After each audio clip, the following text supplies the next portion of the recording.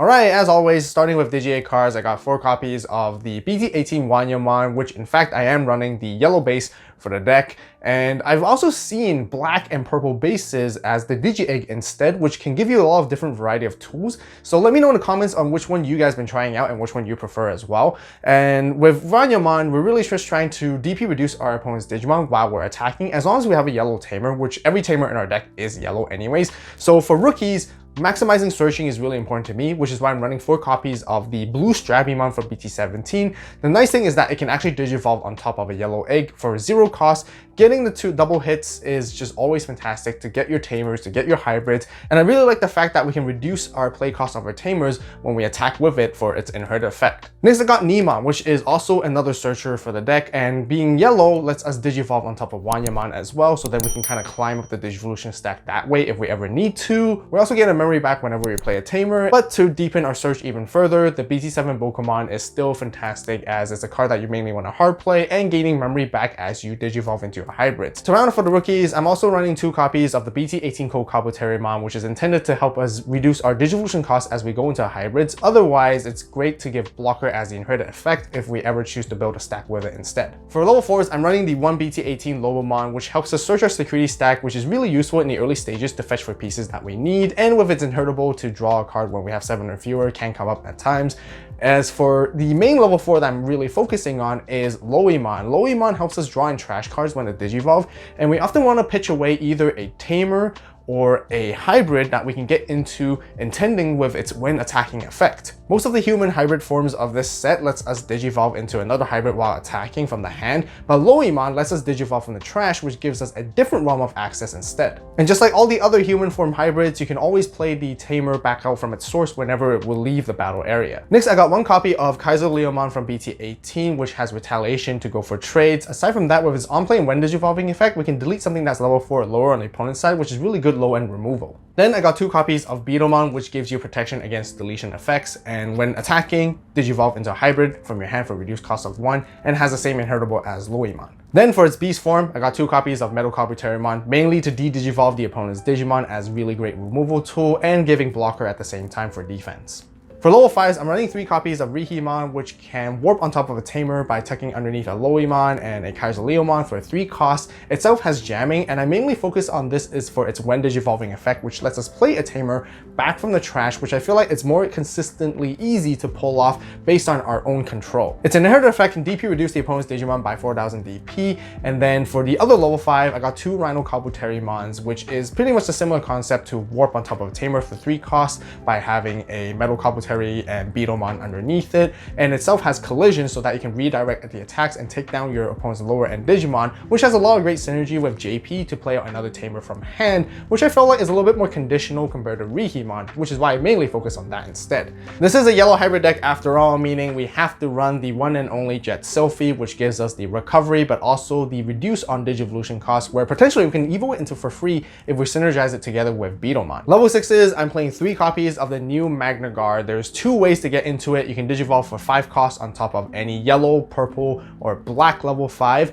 or you can Digivolve on top of a Koji that has 5 hybrid traits underneath it to warp straight into it. This card gives you removal across the same level on your opponent's side of the board by tucking underneath one of the same levels in its sources back to the bottom of your security stack, meaning the more different levels you have, the more flexible on deletions you can make as you Digivolve into this guy, and also it happens during the end of opponent's turn. With its second effect, it can unsuspend itself whenever any Digimon attacks by adding the top card of your security stack back to your hand, and this is a all turns effect, meaning that during the opponent's turn, if this card was suspended to begin with, you can potentially surprise block if you have that inheritable to stop your opponent's attack, or you can make an additional attack during your own turn instead. Then I got 2 copies of the promo MagnaGar, which can Digivolve 2 costs on top of our BT18 MagnaGar as long as it's 3 colors, or you can Digivolve on top of a level 5 that is blue or yellow. It has Armor Purge, which can protect the stack underneath it, and I really like the lore concept behind it because with MagnaGar, its armor just naturally strips off over the course of battle as it eventually turns into Starlight Velocity mode. And when you Digivolve into it, you can bounce one of your opponent's level 3, 4, and 5 back to their hands, and at the end of attack, you can place this card to the top of your security stack to unsuspend the Digimon or Tamer underneath it so that you can make another attack with your Starlight Velocity MagnaGar. As for level 7s, I'm running the one of Susanoo Ace as a countermeasure against the opponents when they attack to delete their Digimon, but also as a potential game finisher, which we'll talk about more alongside with the option card specific for it. For Tamers, just like the Emperor Greymon deck, you gotta run the 4 Takuyas and Kojis as you want to see as soon as possible as your memory setter, but also adding sources underneath it and utilizing its inherent effect to make end of turn attacks, so it's kind of like pseudo blitz for your hybrids to finish them off. JP is essentially just like the Zoe counterpart for Emperor Grey, which helps you draw cards as you pitch away hybrids and 10 warrior traits from your hand. And with its inherent effect, it lets you play a Tamer from your hand whenever attack is redirected, meaning you can synergize it nicely with Beetlemon and Rhino Kabuterimon at the same time with Collision. As for Koichi, it's just like Tommy, helps you gain a memory by trashing that hybrid and 10 warrior trait at the starter main, and for its inherent effect, whenever you attack, you can recur any hybrid related trait card back from the trash to your hand, so then you can recycle and use certain pieces and even your option cards. And speaking of option cards, I got 3 copies of Dark to Light, Thunder to Gunfire, which is the alternative way for 3 costs to help us warp into MagnaGar aside from using its own Digivolution requirements. Then I got 2 copies of Ancient Guardian Deity, which helps us grab pieces back from the trash, and that we can play Tamers for reduced cost, if not potentially for free as well. Then to sum up for all the options, got the 1 copy of Lord of Devastation and Rebirth, which is the combination piece to help us go into Susanomon, which gives us that alternative win con by tucking in more Tamers on our board underneath it, so that we can recover more, trash more, and utilize that to swing for the final strike. And with its security effect, which is exactly the same with all our other option cards, letting us play a Tamer from the hand or trash alongside from adding this particular option card to our hand. Alright, tech choices and other cards that you guys can also be running in this deck. Starting with the purple base discussion, you guys can also run Demi-Meramon, which gives you that deletion, cycle, draw, and trash, which is really great. And since you're playing Demi-Meramon, you can now play Flamemon as your searcher instead, because it can Digivolve on top of it instead of Strabimon. Aside from that, Flamemon's inherent effect is great to let you play out the Tamer for free when it's deleted, so that you can tuck it underneath with like Koji and Takuya's effect and go into hybrid on top of it and then attack. If you're running purple, you can also go for Lionmon, which pretty much serves the same purpose as Kabuterimon, but it gives retaliation instead of blocker. If you want to advance your searching even further, Ukomon is also a great choice to give a turn 1 play. Whether you're playing the purple base or not, you can still run the BT18 Aguni, as it can go on top of a Takuya and grab resources back from the trash, but also giving you extra DP buffs with its inherent effect. You can even run the evil purple hybrid package along with the BT7 Koichi, so that you can go into Duskmon, Velgramon, Mill, delete stuff, and swing over things, and also float your Tamers back all together. Is a very nice engine package. And speaking of engines, you can also run a mini Ancient Guard package alongside with the BT7 Koji to put sources underneath it from your hand, so that you can warp into a MagnaGar even with the new one. Otherwise, you can go into the BT17 Kendo, into the BT17 Lobo, and then warp into Ancient Guard, but also hard evil Ancient Guard on top of any of your level 5s since they're yellow too. And we all know how powerful Ancient Guard is, as it can bounce your opponent's Digimon, force them to add security back to hand, which is another form of aggression. And since all your level 5s are yellow, that means you can go into any level 6 yellow as your toolbox choice, such as Venusmon to slow the game down, or even Shadow Seraphi to counter against your opponents. And at that point, any yellow level 6 can do, depending on your own personal preference. So definitely let me know in the comments down below what other spicy ones you guys are running.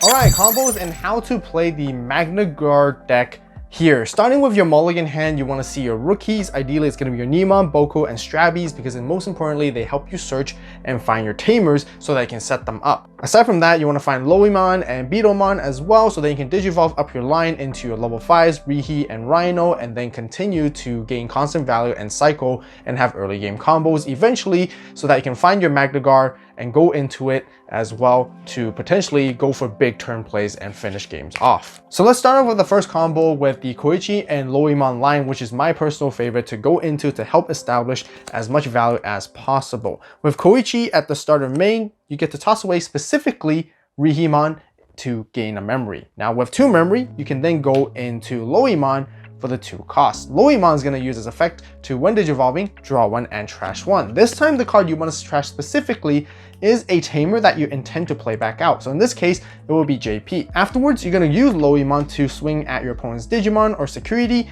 and as you attack, you may return something back from trash. If you had something else prior to begin with, grab it, go ahead, but you want to keep your Rihi and your JP in the trash at this particular moment, because with its when attacking effect, you get to Digivolve into Rihimon from the trash for 3 cost. Afterwards, Rihimon is going to activate its when Digivolving effect to play out your JP or any other tamer that you had set up in the prior. One of the nice things I like about this combo is that you establish a level 5 early on the board, and then whenever Rihis gets threatened or gets deleted or removed from the battle area, you can always play out the Koichi back out from underneath the sources. Other than that, if you ever start your turn off with 2 memory, you can get access into this full line instead, using starter main to toss away Rihi to gain a memory. And this time, you're going to Digivolve into KaiserLeomon. With KaiserLeomon, you can delete your opponent's level 4 lower Digimon for extra removal. Then you can Digivolve into Loimon on top of KaiserLeomon for 0 cost. Then repeating the same combo, draw 1 and trash 1, tossing away a tamer.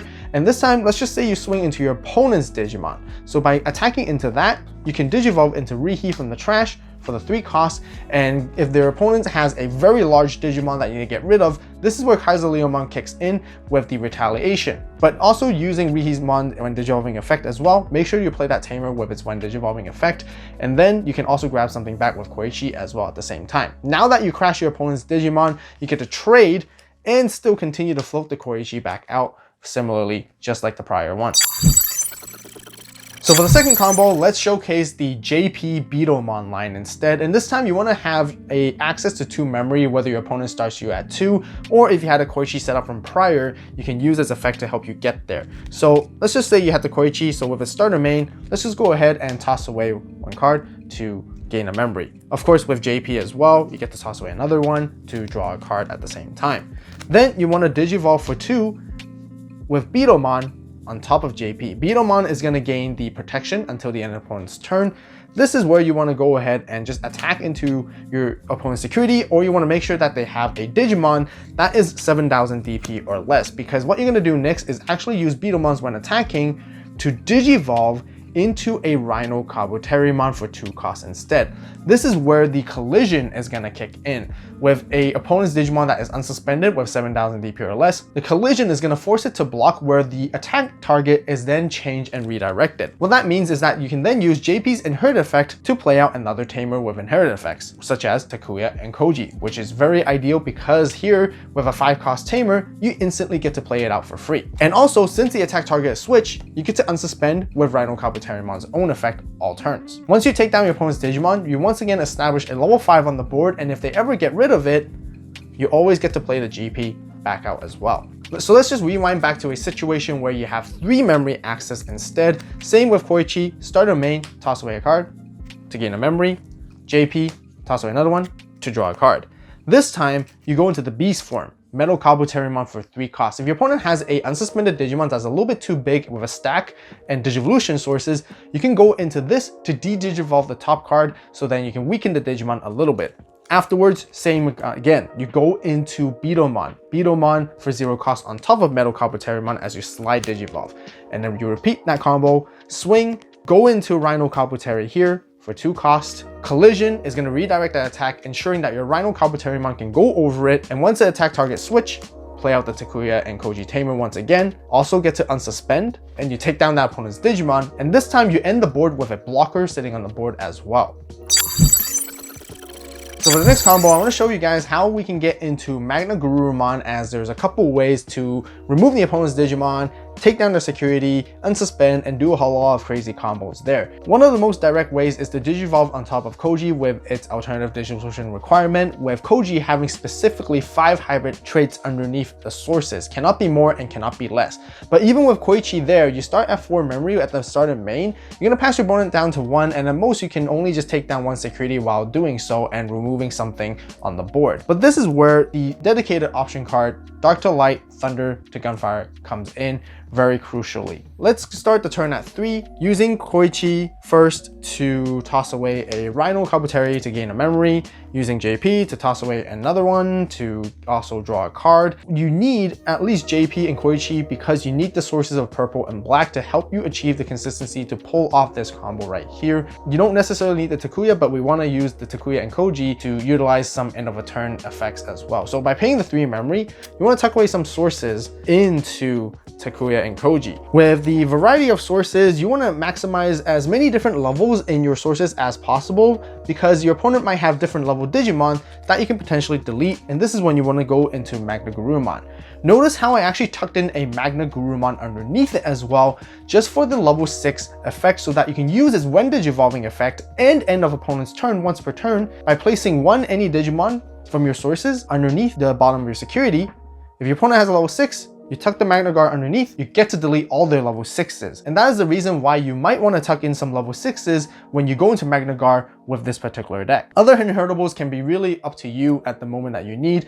Blocker, DP reduction is always great, but you always also want to ensure that you have a level 4 that can help you float your Tamer back whenever it would leave the battle area. Next, what you want to do is go ahead and attack with MagnaGarurumon. Now, by adding the top card of your security back to your hand, you get to unsuspend once per turn. It can be itself, or it can be any other Digimon that attacks as well. So that'll be one hit. This is another combo where I want to show you guys because MagnaGar has access to its other variant version, which is the armor form. You can Digivolve on top of it that's specifically 3 colors MagnaGarurumon for 2 costs. And this is where I really like this mechanic because when Digivolving, you bounce your opponent's Digimon that's level 3, 4, and 5 back to their hand, and thanks to Takuya and Koji inherit effect, you actually gets to attack the opponent at the end of turn. Once you attack in your opponent's security, whether you get deleted, you have armor perch to protect yourself, but if it doesn't, you get to utilize the end of attack to place this to the top of your security stack to unsuspend the Digimon or the Tamer underneath it, having a standing MagnaGarurumon. In any situation, if you had one more memory to work with this combo, that means you get to make another attack once again. And with that, you can also sometimes synergize with the second effect to add the top card of security, meaning you get access back to this MagnaGar again, and you can repeat that attack, attack, attack. And in this situation, assume you made at least 2 attacks, your opponent is going to be down to 3 security. And this is where we get to show you guys how to use the finishing combo alongside with Susanomon and its dedicated option card. You pay 6 memory so that you can Digivolve into Susanomon. And meanwhile, when you do that, you get to place your Koichi and your JP underneath the sources, and the more different Tamers you have, the better it is with different colors, and you get to gain memory back. And for this example, assuming you haven't used Takuya and Koji's end of turn effect just yet, this is where you can go ahead and swing with Susanomon Ace thanks to it, because it is treated as a hybrid trait as well, and utilizes when attacking effect to bottom deck your Tamers into your security, and you trash 3 of your opponent's security, and that will just swing for game. Don't forget to grab the Spirit Transcendence collection on the AVAULT store right now as we have limited quantities. As always, thank you so much for watching. You guys have a great day, great night, wherever you are. See you next video. And this is AVAULT signing